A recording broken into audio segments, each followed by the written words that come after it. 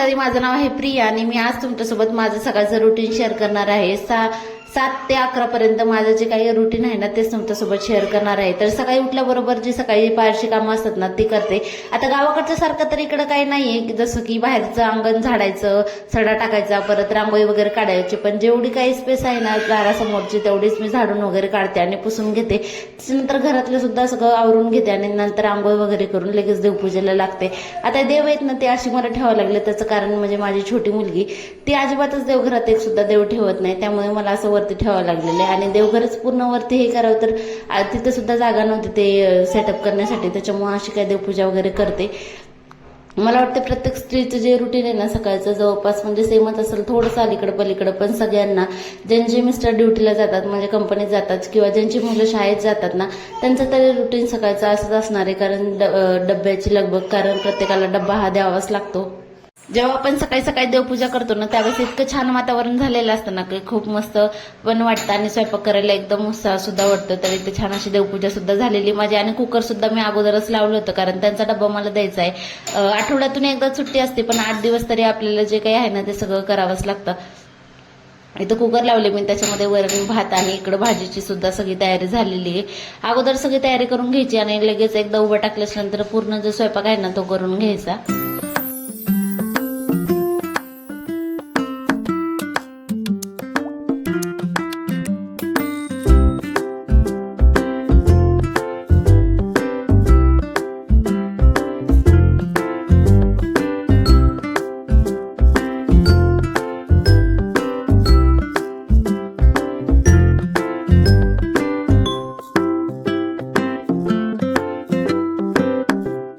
आता कुकरच्या सिट्ट्या सुद्धा झाल्या आणि भेंडी वगैरे सुद्धा चिरून झाली. आता भेंडीची भाजी, वरण भात, चपाती आणि असा काय सकाळचा मेन्यू होता माझा. तर इथं भेंडीची भाजी लगेच करून घेते आणि वरणाला सुद्धा फोडणी देऊन घेते.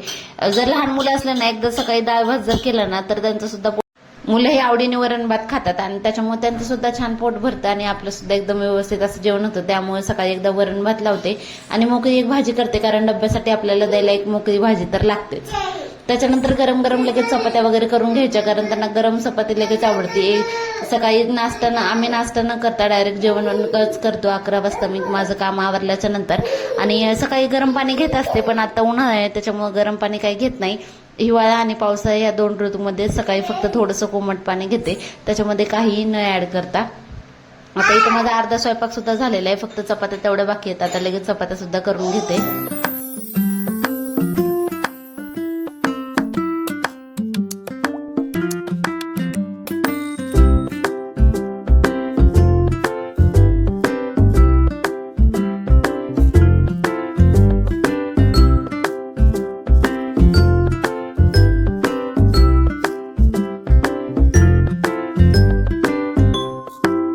पीठ थोडंसं मुरत ठेवलं ना चपात्या पण छान होतात. त्याच्यामुळे पीठ हे अगोदरच ते म्हणून ठेवायचं म्हणजे आपल्या भाज्याही होण्याच्या अगोदरच आणि नंतर भाज्याही करून घ्यायच्या म्हणजे पीठ पण छान दिसतं आणि चपात्या पण एकदम छान होतात. आता इथं सगळ्या लगेच चपात्या वगैरे करून घेते मी.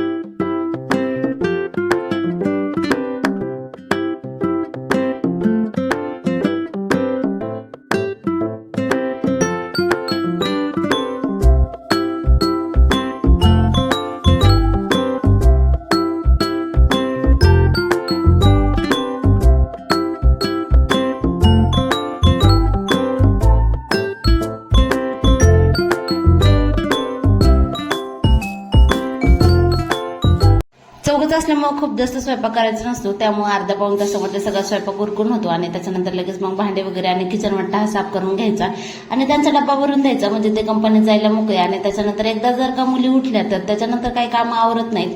आता इथं पाणी सुद्धा तापत ठेवलं होतं कारण त्यांना आंघोळी करण्यासाठी. ते उठल्याच्या नंतर त्यांचं सगळं आवरून घेतात आणि लगेच कंपनीत सुद्धा जातात. आता हे 8 वाजेपर्यंत माझं एवढं सगळं काम झालेलं आहे आणि किचन वाटा वगैरे आवरेपर्यंत 8:30 पावणे 9 वाजता ते निघतात. त्याच्यामुळे त्यांचा डब्बा वगैरे त्याच्या अगोदर मला सगळा भरून द्यावा लागतो. आता जवळपास अर्ध्याच्या वर एकदा जर का स्वयंपाक झाला ना तर अर्ध्याच्या वर आपले कामं झाल्यासारखे वाटतात.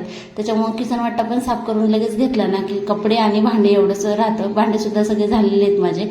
मुली उठल्याच्या नंतर फक्त त्यांचे आथरून वगैरे काढायचं, त्यांना आंघोळी घालायचं, खाऊ पिऊ घालायचं आणि हेच सगळ्यात मोठं टास्क वाटतं. कारण ते उठत म्हणजे 10:30 वाजेपर्यंत तर काही उठत नाहीत, 10:30-11 वाजेपर्यंत. आणि तोपर्यंत माझी अगोदरची सगळी कामं सुद्धा होऊन जातात. आता इथं किचन वाटा वगैरे सुद्धा सगळा माझा साफ झालेला आहे आणि त्यांना लगेच डब्बा वगैरे भरून मी पॅक करून देते.